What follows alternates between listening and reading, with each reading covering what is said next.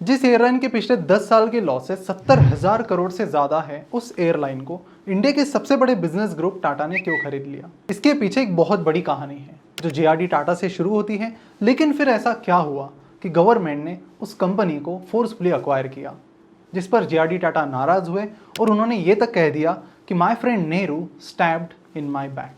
तो air India के इस पूरे सफर को एंजॉय करने के लिए पॉपकॉर्न लेकर रेडी रहिए और अपनी कुर्सी की पेटी बांध लीजिए। नमस्कार, मैं प्रसाद आपका आज के इस वीडियो में स्वागत करता हूँ। टाटा कंपनी के चेयरमैन श्री जेआरडी टाटा ने इस जहाज के बारे में बताते हुए कहा, Tata Sons SPV has emerged as the successful bidder for the sale of equity shareholding of GOI in Air India. Jahangir Ratanji Dadabhai Tata, that is JRD Tata के एक दोस्त नेविल विंसेंट, उनके पास एक आइडिया लेकर आए। आइडिया ये थी कि यूरोप से जो भी एयरमेल लेटर्स आते हैं इंडिया में, वो कराची के रास्ते आते हैं। यानी पहले प्लेन यूरोप से उन्हें कराची लेकर आता है और कराची से वो ट्रेन के रास्ते इंडिया में आते हैं। और क्योंकि ट्रेन का इस्तेमाल होता है तो इसमें पहुंचने में टाइम बहुत ज़्यादा लगता है। तो यहाँ पर आइडिया ये थी कि क्यों ना हम कराची से लेकर इंडिया के अलग अलग सिटीज़ में ये एयरमेल पहुँचाएँ, क्योंकि इंडिया में कोई भी ऐसी कंपनी नहीं है जो इन एयरमेल्स को हवाई रास्तों से इंडिया तक पहुँचाएँ। मिस्टर जेआरडी टाटा को आइडिया बहुत अच्छी लगी क्योंकि एयरलाइन बिजनेस उन्हें बहुत पसंद था। वो फ्रांस में ही पले बढ़े थे और वहाँ पर जिस एरिया में वो पले बढ़े वहाँ पर एक मशहूर पायलट रहते थे जिनका नाम था लुई ब्लैरियॉट। मिस्टर ब्लैरियॉट ने एविएशन इंडस्ट्री में कई सारे इन्वेंशंस किए हैं। इनफैक्ट वो पहले पायलट थे जिन्होंने सोलो इंटरनेशनल फ्लाइट चलाई है। उस सराउंडिंग में वो पले बढ़े थे जिससे उनका पैशन भी उसी डायरेक्शन में था। यह आइडिया उन्हें बहुत अच्छी लगी और उन्होंने तुरंत इस पर अप्लाई करना शुरू किया। आपको यहाँ पर कुछ इंपॉर्टेंट फैक्ट्स भी बता देता हूँ कि ये एयरलाइन कंपनी शुरू करने से पहले ही जेआरडी टाटा ने पायलट का लाइसेंस ले लिया था। इनफैक्ट वो इंडिया के पहले लाइसेंस पायलट हैं। 1929 में उन्होंने ये लाइसेंस लिया और 1932 में उन्होंने टाटा एयरमेल ये कंपनी शुरू की और इस कंपनी के जरिए वो हर मंडे कराची से लेकर मुंबई तक और मुंबई से फिर मद्रास, जिसका नाम अभी चेन्नई है, वहाँ तक उन लेटर्स को पहुँचाते थे। इनफैक्ट उन्होंने कराची से मुंबई पहली फ्लाइट खुद चलाई थी। पहले साल में ही कंपनी प्रॉफिटेबल हुई और पहले साल कंपनी का प्रॉफिट 60,000 रुपीज़ था, जो कि उस टाइम एक बड़ी अमाउंट थी। जल्दी ही कंपनी की अच्छे एक्सेलेंस के चलते प्रॉफिट बढ़ता चला गया और 5 साल के अंदर ही कंपनी का एनुअल प्रॉफिट 6 लाख रुपीज़ तक चला गया। इसके चलते कंपनी ने एक्सपांशन के बारे में सोचा और डोमेस्टिक एयरलाइन सर्विसेज शुरू की। मुंबई से त्रिवेंद्रम, जिसका नाम अभी तिरुवनंतपुरम है, उसके बीच पहली फ्लाइट फ्लाई हुई और कंपनी का डोमेस्टिक बिजनेस वहाँ से शुरू हुआ। इसी के चलते कंपनी ने अपना नाम बदलकर टाटा एयर सर्विसेज किया और उसके तुरंत बाद कंपनी का नाम बदलकर टाटा एयरलाइंस किया गया। और फिर 1946 में कंपनी पब्लिक बनी और कंपनी ने अपना नाम चेंज करके एयर इंडिया रख दिया। टाटा एयरलाइंस ने बहुत छोटे से शुरुआत की थी। शुरुआत में कंपनी के सिर्फ 2 पायलट, 3 ग्राउंड इंजीनियर्स, 4 कुलीज और 2 चौकीदार थे। लेकिन अपने सर्विस बेस्ड अप्रोच की मदद से और हर एक छोटी छोटी चीज़ पर ध्यान देकर उसे परफेक्ट करने की वजह से उन्होंने लोगों का ट्रस्ट जीत लिया। कुछ एग्जाम्पल्स आपको बता देता हूँ। एक बार उनका एयरलाइन का काउंटर क्लीन नहीं था, जिसके चलते जेआरडी टाटा ने खुद डस्टर बुलाकर उस टेबल को क्लीन किया था।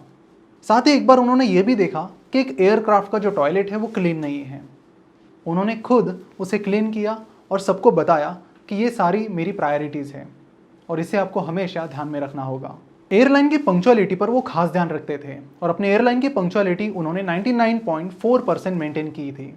एयर इंडिया की पंक्चुअलिटी को लेकर एक किस्सा काफ़ी मशहूर है। एक बार ज्यूरिख एयरपोर्ट में एक पैसेंजर दूसरे पैसेंजर से पूछता है कि अभी क्या टाइम हुआ है, जिस पर वो पैसेंजर कहता है कि एयर इंडिया की फ़्लाइट लैंड हो रही है, जिसका मतलब है कि अभी दोपहर के 12 बजे है, क्योंकि ये फ़्लाइट कभी भी लेट नहीं होती है। तो इस तरह की पंक्चुअलिटी उन्होंने मेंटेन की। वही अगर हम आज की बात करते हैं तो कहानी बहुत अलग है, जिसके बारे में आगे इस वीडियो में हम बात करेंगे। जेआरडी टाटा, जो बॉर्न एंड ब्रॉट अप हुए फ्रांस में और जिन्हें कोई भी इंडियन लैंग्वेज नहीं आती है, उन्होंने एक तरीके से इंडिया को पूरी तरह से बदल दिया है। टाटा ग्रुप के बहुत सारे जो बड़े बिजनेस हैं, जैसे कि TCS, Tata Motors, Air India, Titan Industries, Voltas, Tata Salt, ये सारे जेआरडी टाटा के अंडर शुरू हुए हैं। और उसके बाद रतन टाटा टाटा ग्रुप के चेयरमैन बने और वो सारी कंपनीज को एक कदम और आगे लेकर चले गए। वीडियो में आगे बढ़ने से पहले एक अनाउंसमेंट है। अगर आप अपना डीमैट अकाउंट खोलना चाहते हो तो आप उसे Ratan Tata funded brokerage firm Upstox में फ्री में खोल सकते हो और उसके बाद आपको 250 रुपये का अमेजन का वाउचर मिलेगा हमारी तरफ से। साथ ही एक पर्सन को 50,000 रुपये के शेयर जीतने का मौका मिलेगा उनके चॉइस के। लिंक नीचे डिस्क्रिप्शन में दी गई है। और विनर की अनाउंसमेंट होगी 22 अक्टूबर को। इंडिया के इंडिपेंडेंस के बाद 1948 में इंडियन गवर्नमेंट ने एयर इंडिया का 49% स्टेक अक्वायर कर लिया। और गवर्नमेंट यहाँ पर ही नहीं रुकी। 1953 में उन्होंने एक एक्ट पास किया जिसका नाम था एयर कॉरपोरेशंस एक्ट, और इस एक्ट के तहत उन्होंने एयर इंडिया में मेजॉरिटी स्टेक खरीद लिया। अब इस पूरी चीज़ से जे.आर.डी. टाटा बहुत नाराज हुए क्योंकि उन्होंने बहुत सोच संभल के इस पूरी एयरलाइन को बिल्ड किया था और गवर्नमेंट ने बिना उनसे कंसल्ट किए इस एयरलाइन को अक्वायर किया था। जिस पर उन्होंने कहा कि प्राइम मिनिस्टर नेहरू ने हमेशा हमारे बिजनेस की तारीफ ही की है, लेकिन जब एक इंपॉर्टेंट डिसीजन लेनी थी तब उन्होंने हमें उसमें इन्वॉल्व ही नहीं किया। और उन्होंने ये तक कह दिया कि my friend Nehru stab me in my back. Tata group के इस नाराजगी को देखते हुए गवर्नमेंट ने जे.आर.डी. टाटा को एयर इंडिया के चेयरमैन पद पर रखा। हालांकि कंपनी पर कंट्रोल गवर्नमेंट का था, लेकिन उसे अभी भी जे.आर.डी. टाटा चला रहे थे। जे.आर.डी. टाटा ने अगेन उसे पूरी शिद्दत के साथ चलाया। ऑल्दो एयर इंडिया के रेवेन्यू या प्रॉफिट से टाटा ग्रुप को कोई भी फायदा नहीं हो रहा था, फिर भी जे.आर.डी. टाटा अपना हाफ टाइम एयर इंडिया के बिजनेस पर बिताते थे। उन्होंने लगातार उसे इम्प्रूव ही किया और उसके लिए वो कोई भी सैलरी नहीं लेते थे। एक बार ब्रिटिश एयरवेज ने अपनी जेट फ्लाइट शुरू की जिसका ट्रैवल टाइम एयर इंडिया की फ्लाइट से कम था, लेकिन उसके बावजूद भी लोगों ने एयर इंडिया को ही चुना क्योंकि एयर इंडिया की सर्विसेज कुछ ऐसी थी कि लोगों का उस पर ट्रस्ट था। इनफैक्ट 1970s में सिंगापुर गवर्नमेंट चाहती थी कि उनका नाम ग्लोबल मैप पर आए और इसीलिए वो कोशिश कर रही थी कि हमारा जो एक्सेलेंस है उसे दिखाने के लिए हमें एयरलाइन शुरू करनी चाहिए, जिसके लिए वो एक ऐसी एयरलाइन की तलाश में थे जिनके पास एक्सेलेंस है और जो अपने काम में सबसे बेस्ट है। सारी एयरलाइंस को देखने के बाद उन्होंने एयर इंडिया को शॉर्टलिस्ट किया और उनके साथ कोलैबोरेट किया। तो इतनी परफेक्ट एयर इंडिया की सर्विसेज थी। फिर 1 जनवरी 1978 को कुछ ऐसा हुआ जिससे एयर इंडिया का भविष्य हमेशा के लिए बदलने जा रहा था।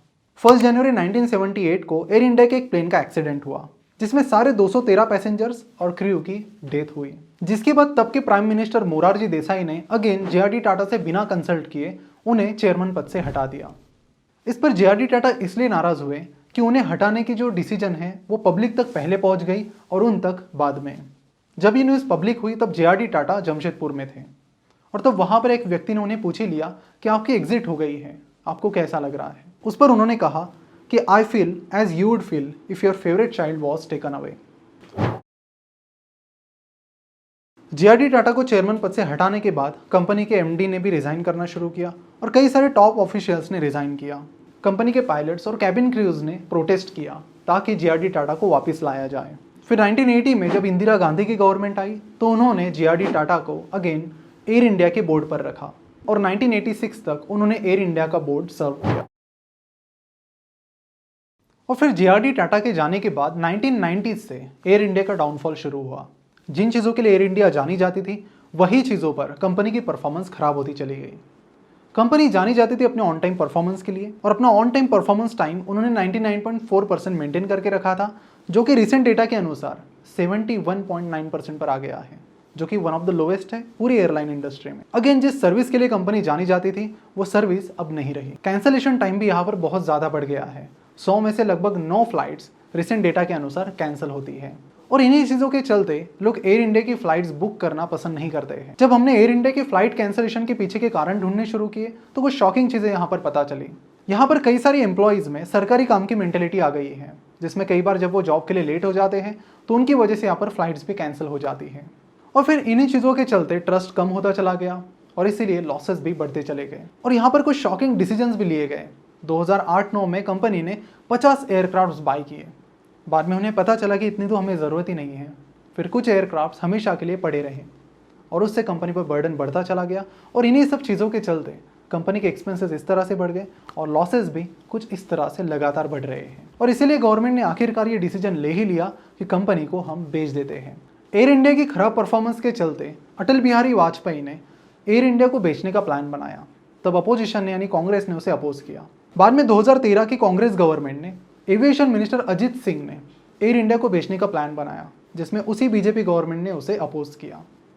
अगेन फिर 2017 में बीजेपी गवर्नमेंट अगेन ये प्लान लेकर आई, फिर अगेन कांग्रेस गवर्नमेंट ने इसे अपोज किया। तो इस तरह से पॉलिटिकल इंटरफेरेंस यहाँ पर बढ़ता रहा और बिजनेस परफॉर्मेंस लगातार डिटेरिएट होने लगी। तो इन सारी चीज़ों के चलते एयर इंडिया यहाँ पर फंस गई प्योर पॉलिटिक्स में। तो फिर अब ये सवाल आपके दिमाग में भी आया होगा कि टाटा ग्रुप ने इस लॉस मेकिंग कंपनी के लिए बीड क्यों की है। तो इसके पीछे दो रीजंस हैं। पहला है बिजनेस एंगल। टाटा ग्रुप की पहले ही दो एयरलाइंस हैं, एयर एशिया जिसमें उनका 84% स्टेक है और एयर विस्तारा जिसमें उनका 51% स्टेक है। अब एयर इंडिया को खरीद के कंपनी चाहती है कि अपनी सर्विसेज को वो कंसोलिडेट करे और एक स्केल पर काम करे। एयर इंडिया की एक लो कॉस्ट एयरलाइन है जिसका नाम है एयर इंडिया एक्सप्रेस, जो प्रॉफिटेबल भी है। पिछले फाइनेंशियल ईयर में उनका 169 करोड़ का प्रॉफिट था। तो कंपनी उसे अपनी दूसरी low cost airline air Asia के साथ कंसोलिडेट कर सकती है। साथ ही टाटा ग्रुप एयर इंडिया के फुल सर्विस एयरलाइन बिजनेस को अपने दूसरे full service airline business air Vistara के साथ कंसोलिडेट कर सकती है और इस तरह से एक नए स्केल पर काम कर सकती है।